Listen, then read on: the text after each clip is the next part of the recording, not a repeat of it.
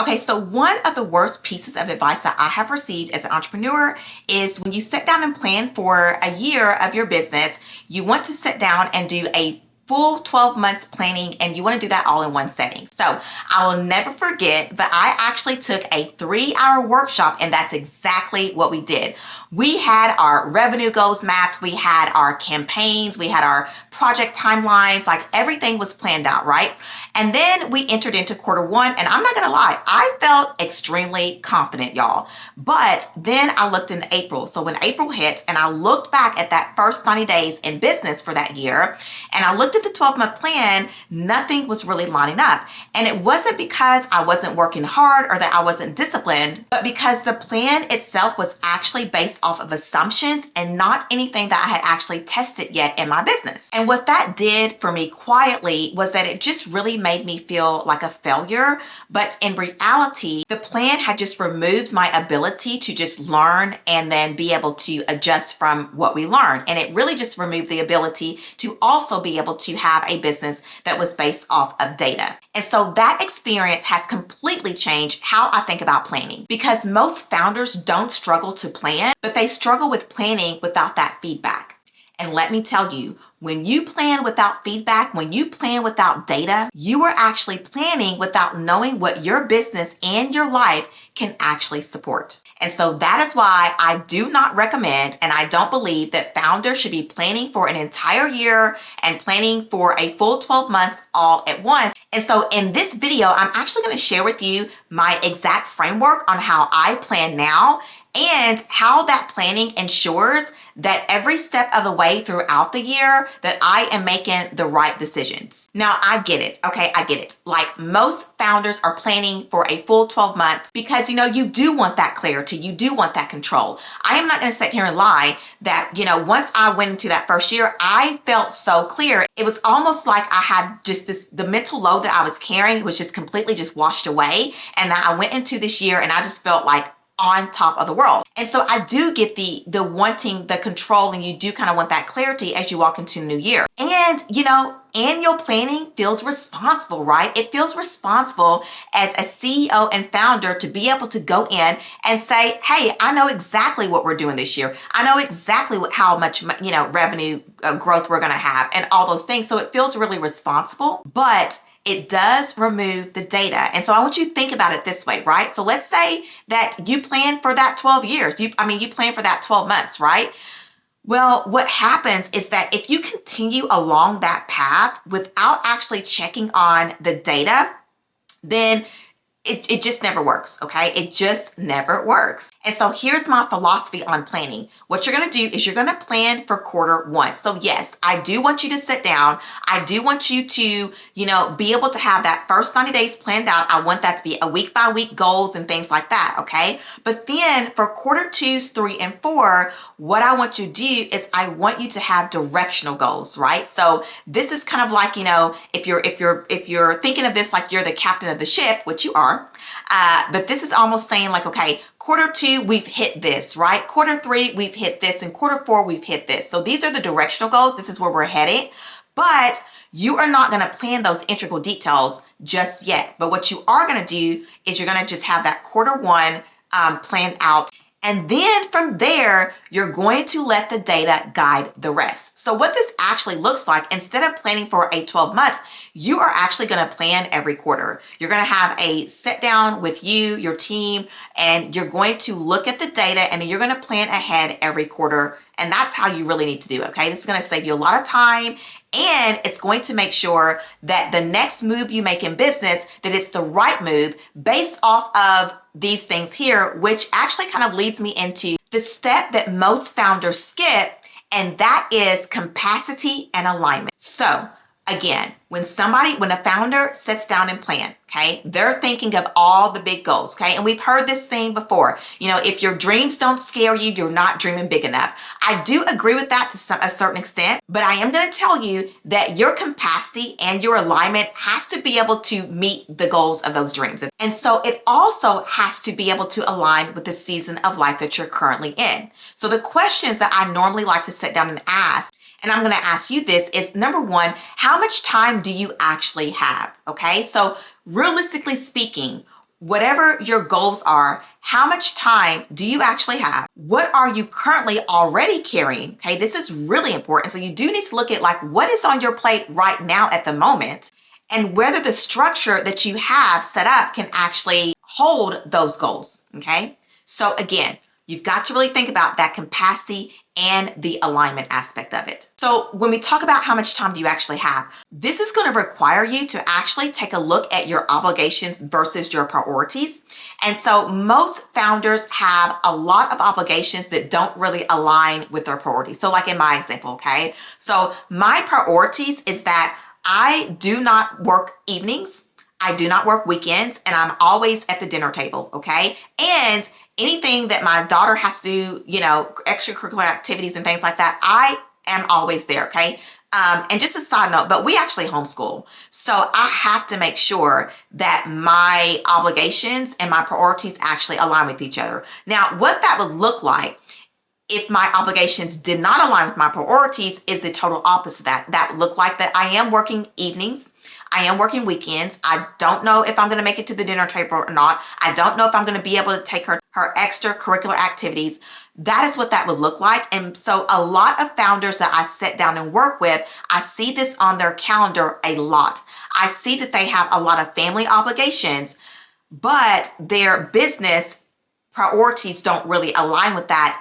And this is where they feel that friction and they have the mental overload and all the things. So now let's talk about what you're actually carrying in this moment. And this is where you really want to think about your systems versus your effort. So do you actually have systems in place that can ensure that if you do want these specific goals that you have in mind, you want to reach these goals, does your systems ensure that you are going to be putting in just the right amount of effort that you need as a CEO and not be putting in like over effort, if that makes sense? Because the way that I always look at this is that there are things that is for you to do in your business, okay? You are the founder, you're the CEO, you're the leader. There are certain responsibilities that, yes, you have to show up for, okay, that other people can't do.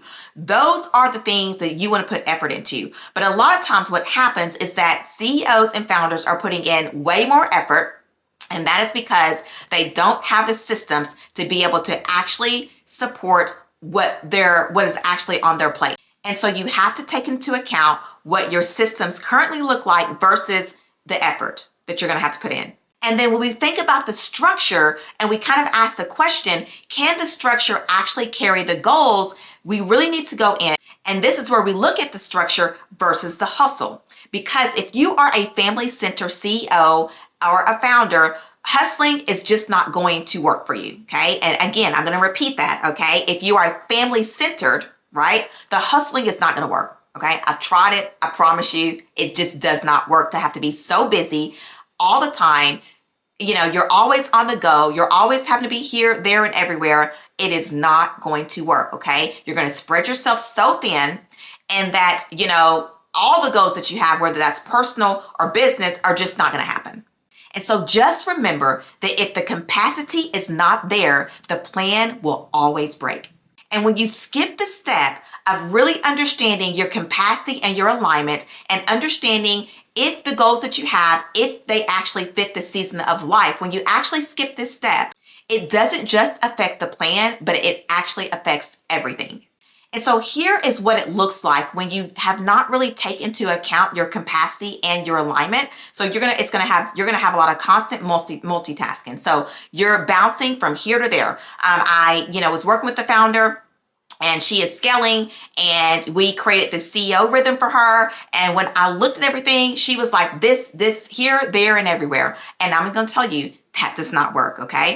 You're not going to have any clear priorities. They're going to get really mixed up with just other things. And on top of that, your priorities the business will shift your priorities without you actually approving of that, okay? I see that happen a lot of the times. And so what this actually looks like is that you are reacting instead of leading. So instead of you being proactive in things, you're reacting to every little thing that pops up, and you don't have what I call our priority filter. So that when these things are popping up, you can put them in their place and you know what you need to handle right now versus what can be put on the back shelf and wait. And when we are reacting instead of leading, then this leads into long, unnecessary hours, okay? And you guys know I am not a fan of long hours that do not make any, I'm not a fan of long hours, period, okay? Whether it makes sense or not, I'm not doing it. So, okay, that is the reason why I got into business, so I don't have to work long hours, right? So, okay, and then this leads into scattered thinking. So now that we're working late hours,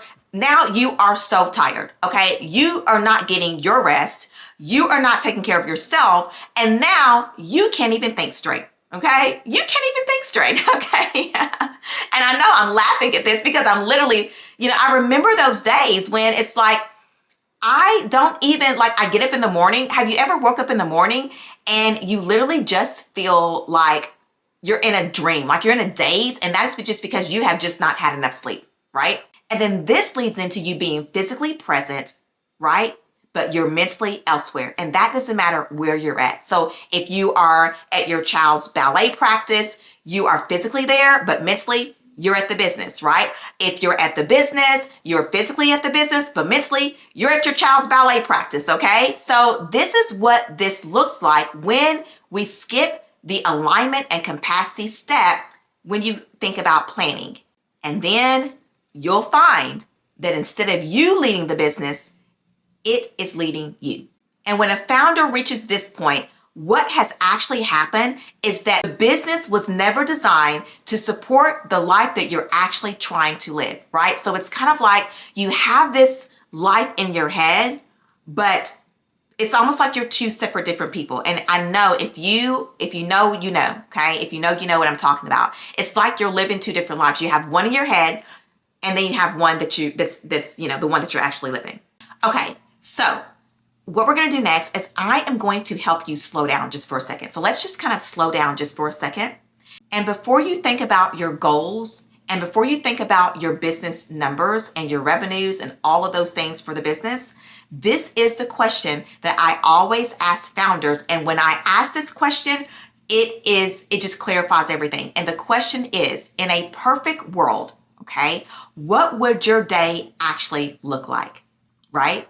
What would it look like? Would you get up in the mornings? Would you have time? Would you have like a slow start to the day? Would you be able to have some time to work out, or, do your devotion, or drink some coffee, or, whatever the case is there? What does it look like at the end of the day, right? So I had asked this same question to one of my clients, and she gave me this beautiful picture. And she was like, the most important thing for me is like when I am done with my day, I just want to be able to sit at the dinner table with my kids, give them baths, read bedtime stories, and not feel rushed to have to be back at my desk by 9 o'clock so that I can work, from 9 to 11 p.m. at night to get things done. So what does that look like for you? Okay. In a perfect world, and we know there's no such thing as perfect, but you can have a business that is designed to support your life, okay? And so what does that look like for you? And this is not to fantasize. You guys know I am not a dreamer, okay? I'm a realist. So this is not to fantasize, but this is to identify what the business needs to support in this moment for you.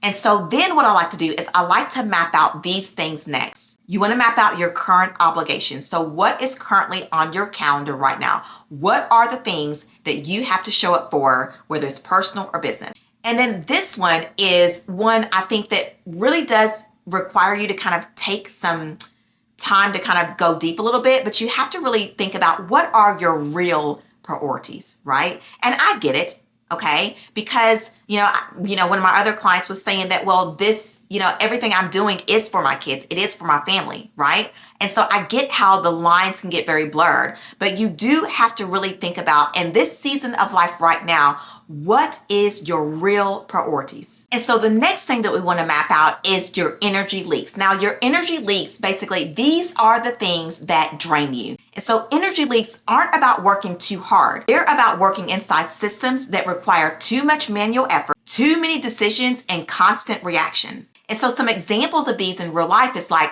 repeating the same thing over and over again. Okay, we've all been there. You've got this staff member and every time it's like, it's the same answer. It's the same thing I told you last time, right? Constant interruptions, There's no protected time to actually just think.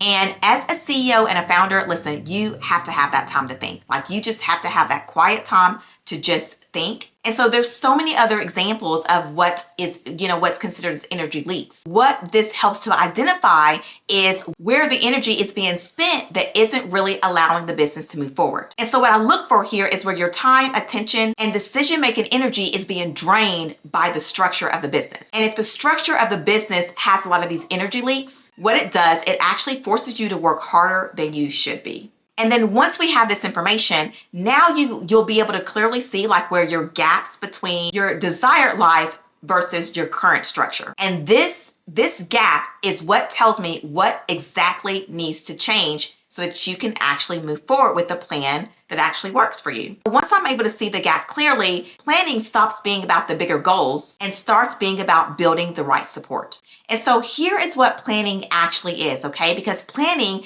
is not about setting revenue goals first, okay? It's about understanding constraints first. And if you're a family-centered founder, this means that you have life non-negotiables. They come first. So there are certain things in your life that is non-negotiables. Those things need to come first. Then we get the business goals to align with that. And then we get the revenue to align with that.